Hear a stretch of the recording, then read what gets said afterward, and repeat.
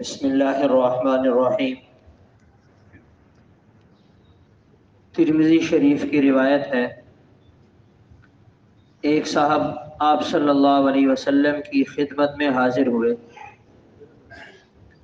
عرض کیا، یا رسول اللہ، میرے کچھ غلام ہیں، میں انہیں کام کے لیے کہتا ہوں، وہ کچھ میری بات مانتے ہیں، کچھ نہیں مانتے، بعض دفعہ جھوٹ بھی بول دیتے ہیں، خیانت بھی کر لیتے ہیں، اپنی مرضی کر لیتے ہیں۔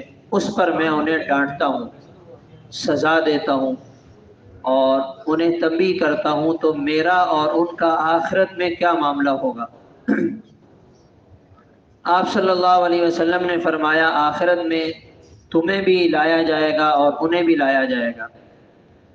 ان کی جو غلطی ہوگی وہ بھی سامنے ہوگی، جو تم نے انہیں سزا دی، ڈانٹا، تنبیہ کی، وہ بھی سامنے ہوگا۔ دونوں کا موازنہ کیا جائے گا۔ اگر ان کی غلطی کے برابر تم نے سزا دی تو معاملہ آسان ہوگا اور بات ختم ہو جائے گی، اور اگر تم نے ان کی غلطی سے زیادہ انہیں سزا دی، انہوں نے چھوٹی غلطی کی، تھوڑی کوتاہی کی، تم نے انہیں زیادہ ڈانٹ دیا، تو آخرت میں ان جملوں کے بدلے میں تمہیں اپنی نیکیاں انہیں دینی پڑیں گی۔ تو جب یہ بات انہوں نے سنی، وہ پریشان ہو گئے، رونے لگے۔ ہوتا یہی ہے کہ جب آدمی کسی اپنے ماتحت کو ڈانٹتا ہے، ناراض ہوتا ہے، غلطی پر ٹوکتا ہے، تو وہ بڑا ہونے کی وجہ سے ضرورت سے زیادہ کہہ جاتا ہے۔ جیسے کوئی سینئر اپنے جونیئر کو ڈانٹ رہا ہے تو وہ غلطی چھوٹی ہوگی، اس کی ڈانٹ زیادہ ہوگی۔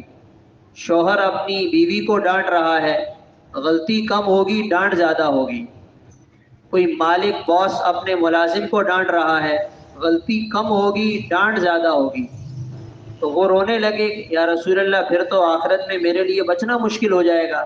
تو اس کے بعد کہا کہ یا رسول اللہ، میں آپ کو گواہ بناتا ہوں، میں اپنے سارے غلاموں کو آزاد کرتا ہوں۔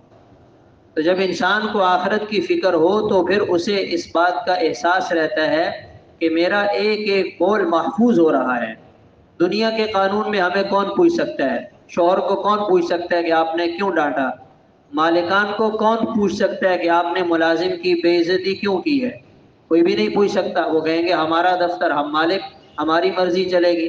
تو دنیا میں تو واقعی ایسے ہوگا، مگر یہ جو حدیث ہمیں بتا رہی ہے کہ اللہ کی عدالت میں اللہ کے ہاں کسی کے ساتھ کوئی زیادتی نہیں ہوگی، اس قانون سے کوئی بچانے والا نہیں ہوگا۔ پھر انسان افسوس کرے گا، کاش کہ میں نے یہ نہ کیا ہوتا تو اچھا تھا۔